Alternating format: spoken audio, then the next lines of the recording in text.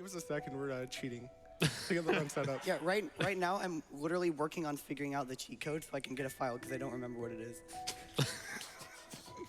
It's like Can you like disable keybinds for like just for like the sake of entering the cheat code, or? Yeah, I wonder if possible? there's like some rebind thing going into it. Oh, yeah. Give me a minute. Yeah.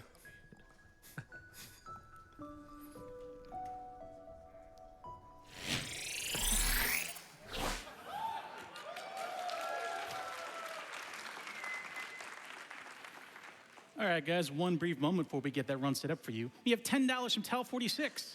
They said, waiting for the Celeste run. I still can't complete Farewell. Maybe the speed run will help me. Hey, we're going to find out soon. Thank you very much for that donation.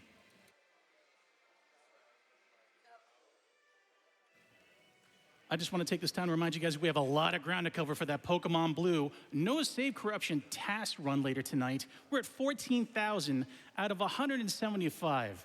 Now, we don't have much marathon left, and that's going to be coming really quick, so please put your donations towards that. So to remind you guys, it is TaskBot. There may be shenanigans involved, or there may not. Only way to find out is to donate towards it.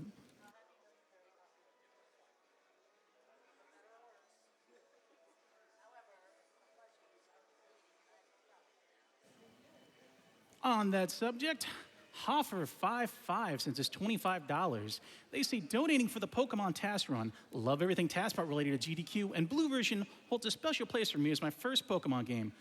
Blastoise for life.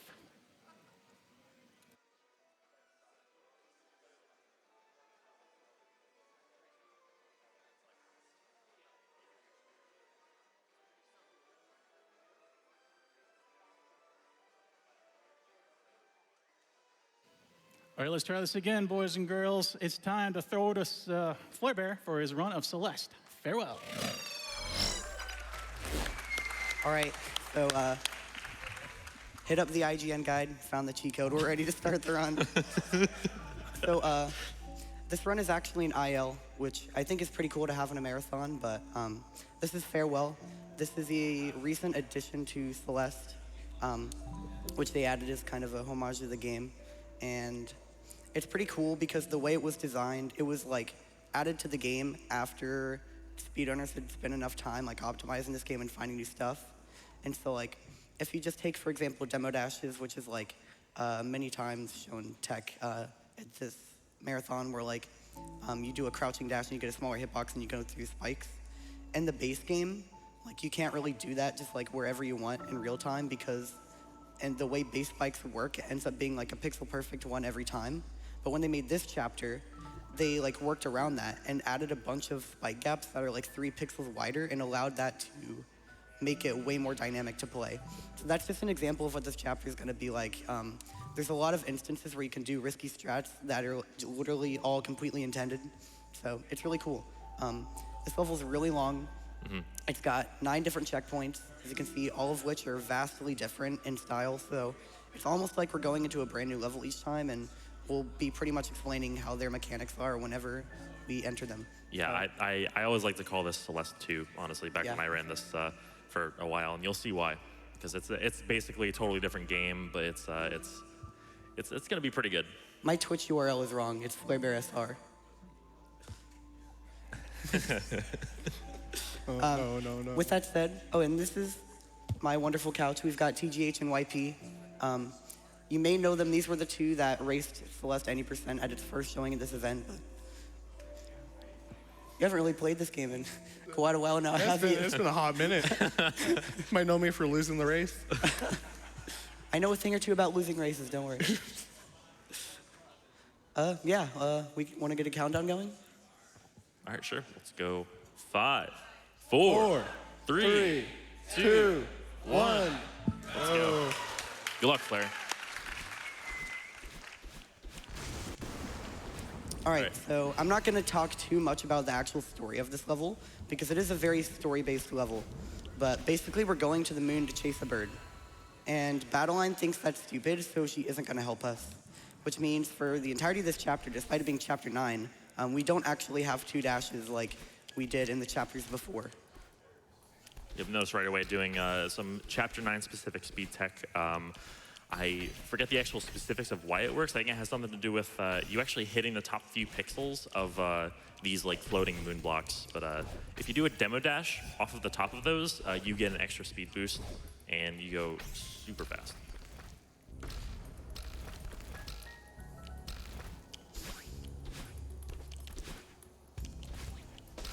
Yeah, so this is the first segment singular.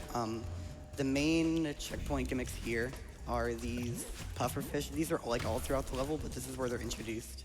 They're basically more versatile bumpers, I guess. Yeah, and you'll see basically they're like these lines and little dots coming out of the sides of them. And if you are below those, you'll get a boost. If you're above them, you'll basically land on them and do like kind of a super jump off of them. And both are useful throughout this chapter, as you'll see.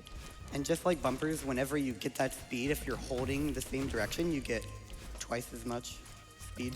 You go way further. Yeah, you have to bop on their heads to get them down here for the spring. So it's basically an escort mission.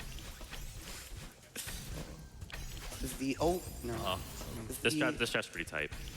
You can use some demo dashes here to Yep, there you go. get to the gap closer like that. Yeah, those diagonal dashes are a lot harder than they probably look. So that's the end of the first checkpoint. This is Power Source. This is the first time we'll be seeing jellyfish. It's basically more floaty Theo. How did I not extend that? Yeah, this this section has two different paths you can take, an upper and a lower path.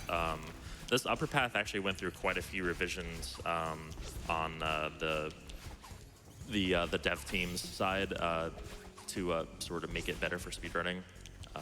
Because it was originally added in as a speedrun Easter egg. The way you got into it, like you saw me fail a wave dash, but you need to actually extend your dash to be able to make it there. So doing it in a casual playthrough, you wouldn't really be able to make it there unless you already knew about wave dashing. These jellyfish are pretty cool though, and they allow you to skip this entire section. I need another one. This is fine, yeah. So there's another backup jellyfish. There are actually a few of them. This one is, so are you going for the upper left one? Okay. So this is actually like a mini skip. This is the way I did it in my casual playthrough, I'm pretty sure. You did this in your casual playthrough? Yeah, this is the way I did it in my casual playthrough. God gamer. Yeah, there's another jellyfish you can get up here. But yeah, you need to bring the jellyfish all the way with you for that skip. Failing the first, there's like two jumps you have to do here. Failing the first one is actually worse than failing the second one. There we go. And now we can turn the power off. Yep, so that skips like all the surrounding rooms around it where you have to get the keys.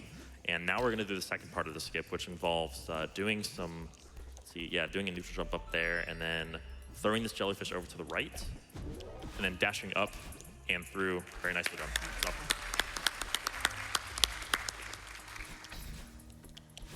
Got away with like only 50 seconds left. Yep, and you can tell that this skip was completely intentional because this room would not exist. Yep.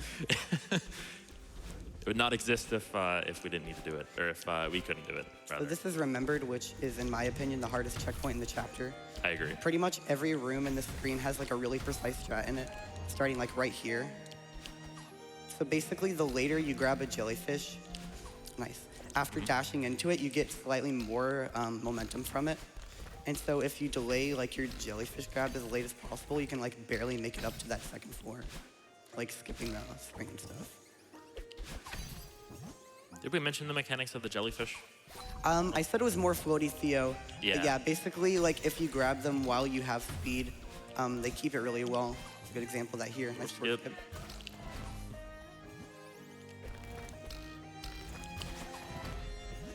It's a pretty hard strat coming up in this room here. Oh, that hitbox, the coin hitbox is kind of finicky. There you go. Another one here. Nice. Good backup. Here's a cool example. Yeah, so nice reverse ultra there to get a little bit of extra speed into the jellyfish. This is the first example of the chapter being super dynamic with like intentional stuff. Dang it. A little bit high. I'm gonna try it again because that was Okay. really close. I'll give it one more try. One more. This time for sure. Yeah, let's go.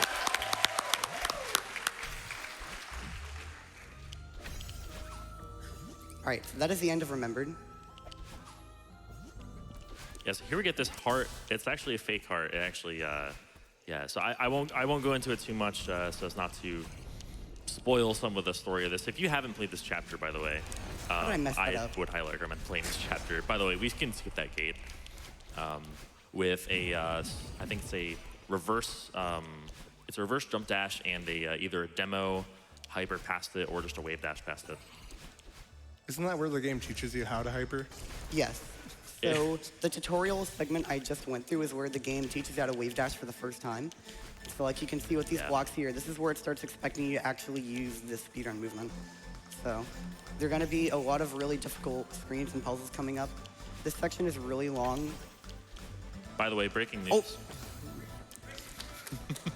I said that like all the checkpoints were like unique, but this section actually spans 2 checkpoints.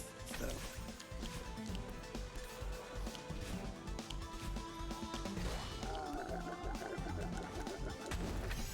Yeah, it's right around here where you start to see like a lot of branching paths in the individual rooms that that are very much dev intended and obviously so. Designed for speedrunners to find and implement into their runs, and it's really cool. It's Oh, honestly I got the task nice, corner boost. nice. That's really hard. It's really cool that the devs acknowledge the speedrun community enough to throw this stuff in there. So yeah, shout outs to Extremely OK Games and Matt Thorson, Noel Barry, and the crew. You guys are awesome. this strat sucks. You can skip that last bubble there by sort of just grabbing that, grab the side of that platform and doing a wave dash off of it. Nice. Hard fast cycle here. It's really hard to do on Death Cycle, but I'm gonna try it. Okay, we got it. Nice. This is definitely one of the more infamous rooms right here. I think Flare might go for the skip. Oh, I'm on a bad pace, but I want to do it anyway. Oh. Never mind, I'm not doing it, because that was bad death. I was gonna do it like one time, but it's really risky because the screen is so long.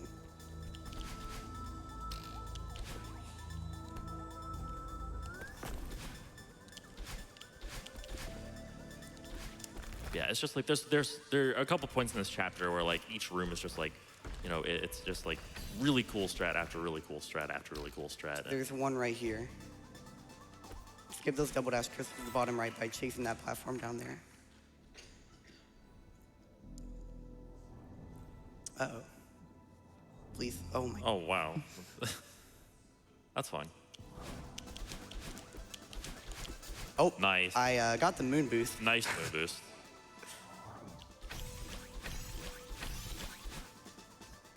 Yep, so this is the start of the checkpoint called Determination. So we just ended Event Horizon. Nicely done there. Which is, for the most part, the same thing. Continues to be very difficult.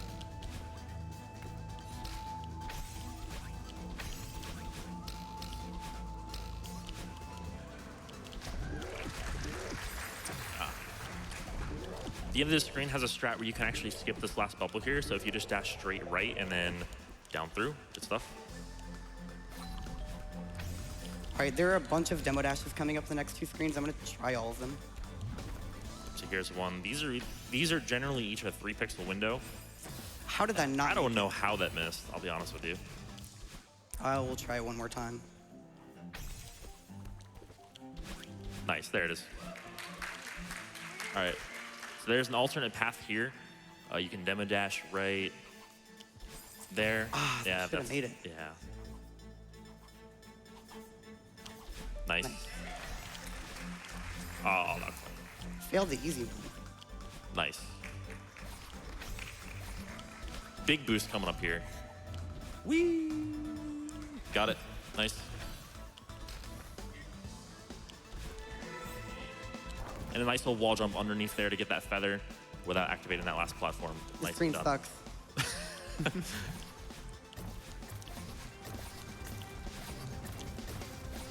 Does it though?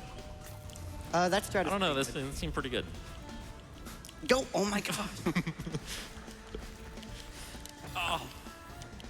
This is infamous for being like one of the most difficult screens in the chapter right here, especially this last part.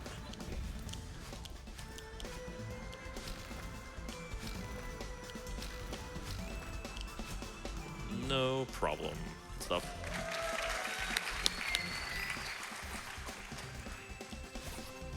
Nice wall bounce underneath there, and ooh. Okay, we take those.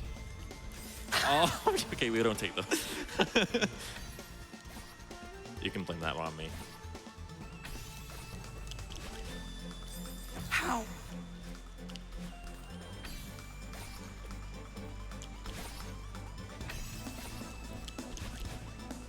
Oh my gosh, I'm cutting it close. Yeah, this fall is actually really tight, honestly. Like, so there's like a normal normal exit here where a casual player will typically go like, okay, where do I go now? I'm sorry, I've died to every spike in that gap. Every individual one. Yeah, but the real exit is where Flare is dropping down. There we go. There it is.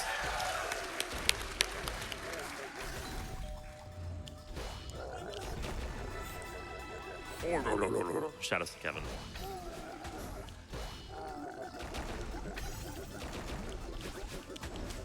All right, last screen here of determination. The screen kind of speaks for itself, honestly. I'm way ahead of the cycle. All right, we're fine.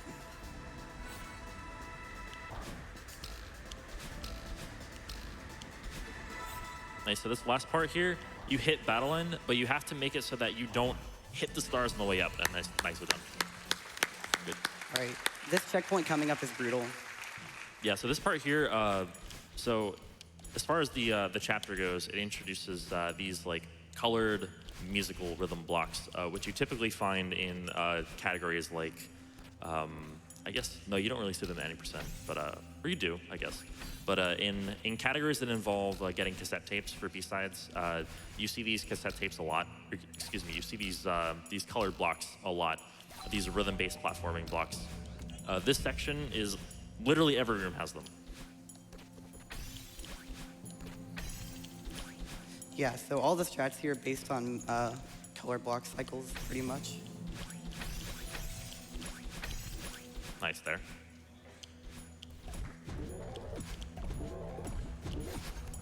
The hardest room is coming up right here. Yeah, It's a so really dumb strat, and you have to go for it, because it saves like 5 seconds, so there are Nice. not many alternatives. Yep, nice. That's really hard, by the way. All right, so we're coming into the coolest checkpoint in the game, Yep. in my Second opinion. to last checkpoint, reconciliation. This is where the best music probably in the entire game starts. So, Yeah, so this checkpoint is really long. It's Yep. really fun. It has a ton of incredibly hard strats, which I go for pretty much all of.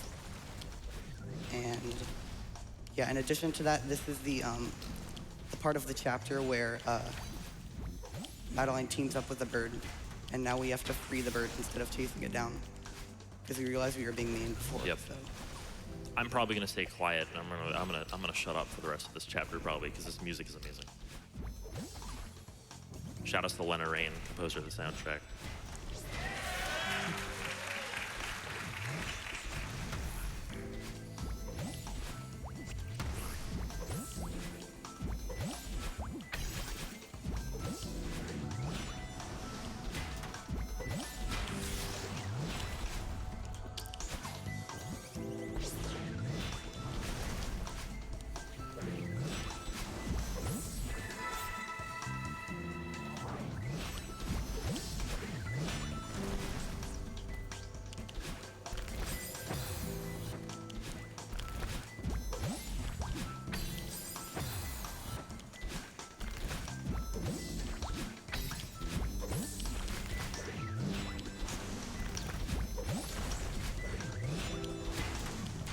that fast cycle is pretty difficult.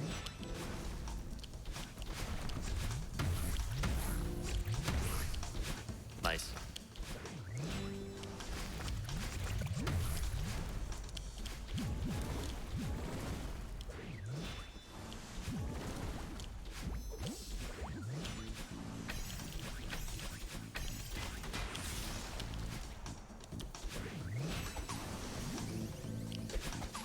Another really tight fast cycle here. This only barely Yeah, works. nice.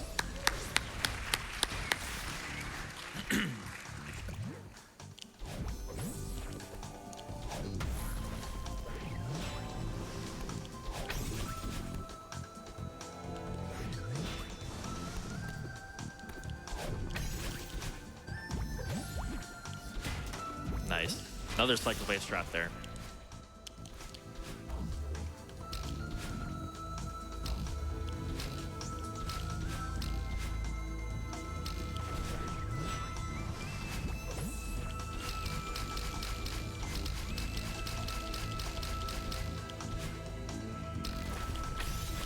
Nice.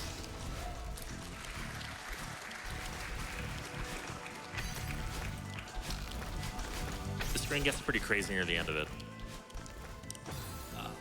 I wasn't dead, but I wasn't going to be able to do the cool strat, so I retried. Classic. Nice.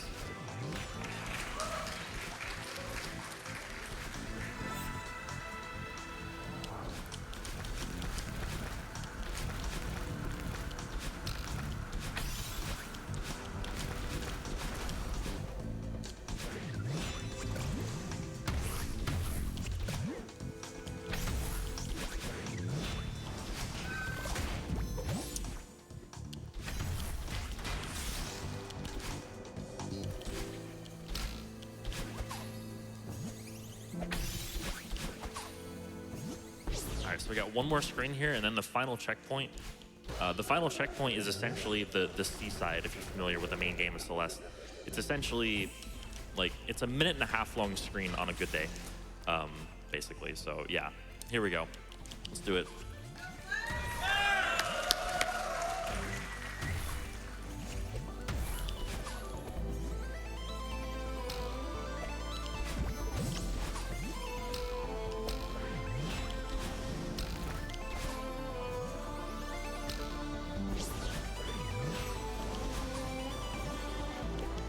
Oh, okay. I must say that is a new one. Happens.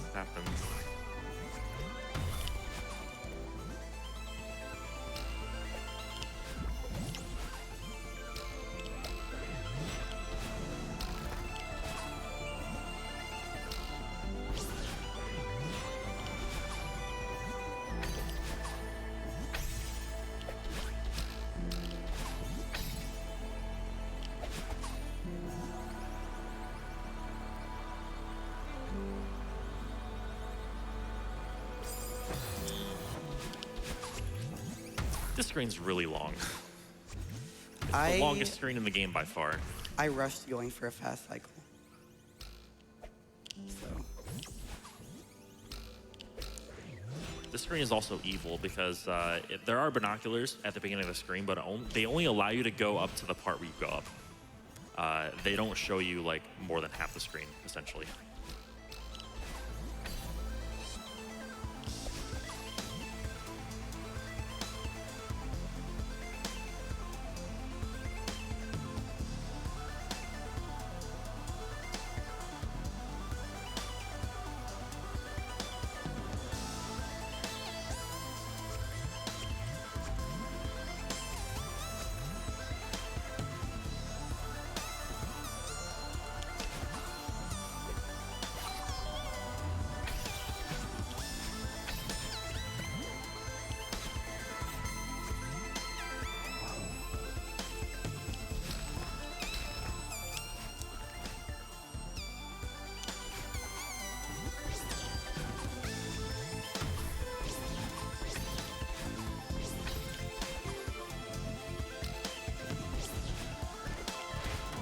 This is just barely overestimate. Time is coming up when this text box appears. And time. Well done.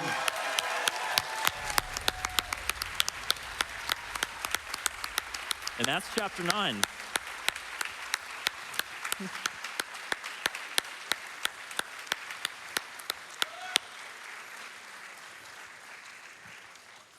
So yeah, I'm gonna skip this cutscene because story reasons. You could probably tell over the course of the run, but my voice is really raspy. I blame Animorphs. I'm sorry. Yeah, so I want more people to run this chapter, so I'm really glad that this showcase made it in. It's pretty much long enough to be its own full game run. Like, I exclusively run this chapter when it comes to Celeste, so. Another cool thing that you should check out and going on in Celeste right now, like other than main game categories, is bingo. There's a huge bingo league going on right now, or tournament I should say. The bracket's actually on pause because of this event, and it'll start back, I'm pretty sure, soon. But it's all being run by Oddbod on Twitch, and yeah, the bracket is going, there's just pools, and the bracket's gonna start pretty much right when this event's over, so yeah, you should check that out and watch that. Bingo and Celeste is really cool. Shoutouts to Bubs. Shoutouts to Bubs. Shoutouts to CF. Yeah, that's pretty much it. Hope you enjoyed the run. Thank you so much, flarebear, for that uncannily incredible run. Thank you for YP TGH for being such an awesome couch. And thank you, all the donors out there, coming out, showing so much love for flarebear and for Celeste. I can only get through a fraction of these before we go to a Twitch ad. Let me try to do it. Duke Firebird sends $25. He says, hello from the back couch. Flare shows we can all achieve when we put our mind to it. Donation to Runner's Choice. And remember, just breathe. You can do this. Oh, you're right, he did. Thank you.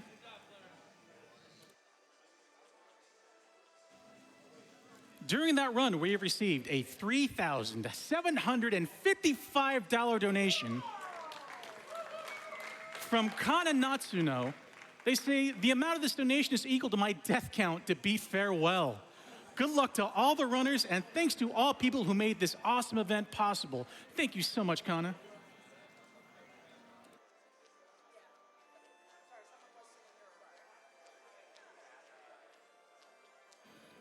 Chris W180 sent $1,000 in.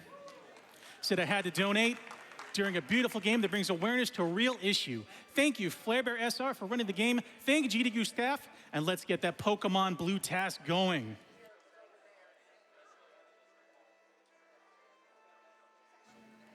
You guys have come up for that too. I really appreciate it. We're at $17,376. We are 10% in. We still have plenty of time. Let's do it, people.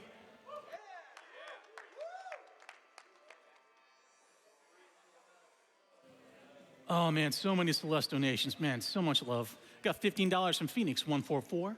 They say it's always crazy to watch Celeste at GDQ. Seeing all these crazy strats and skills is amazing. I agree. Thank you so much.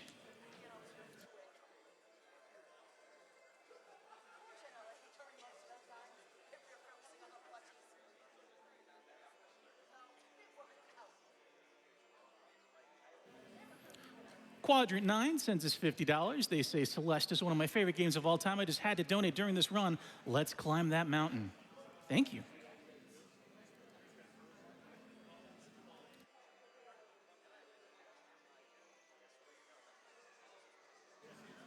Big thank you to Nick195 for his $20 donation. Said, so glad to be donating during Celeste, a game that genuinely changed my life.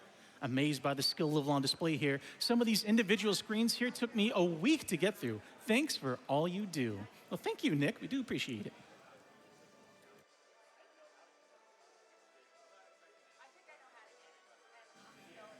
All right, guys, my time with you has been short but sweet. Thanks again to everybody who showed some love of their donations during the run. I'm going to be handing it over to LT Humphrey in a little bit. But first, let me play a quick Twitch ad. Don't touch that tab.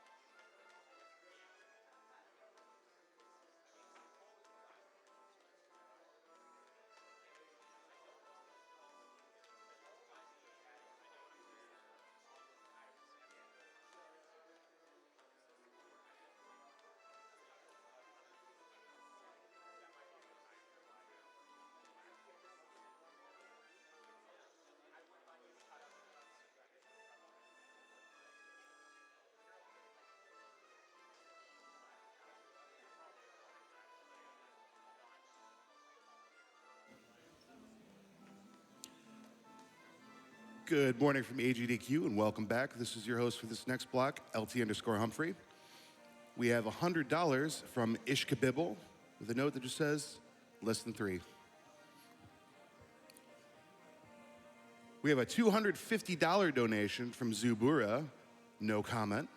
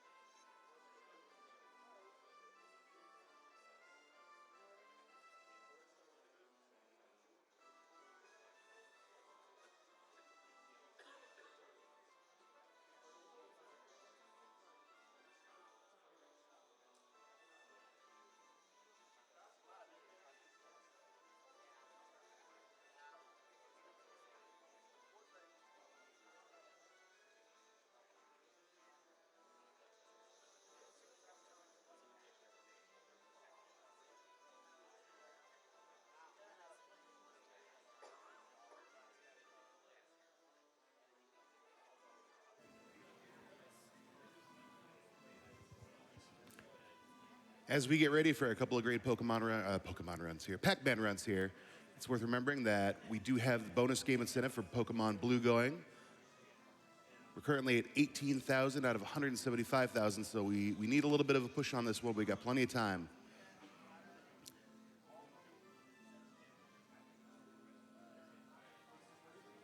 In that vein, we have $25 from Cyberwolf1201, who says, I, for one, welcome our Porygon overlords. Put this towards the Pokemon Blue TAS run.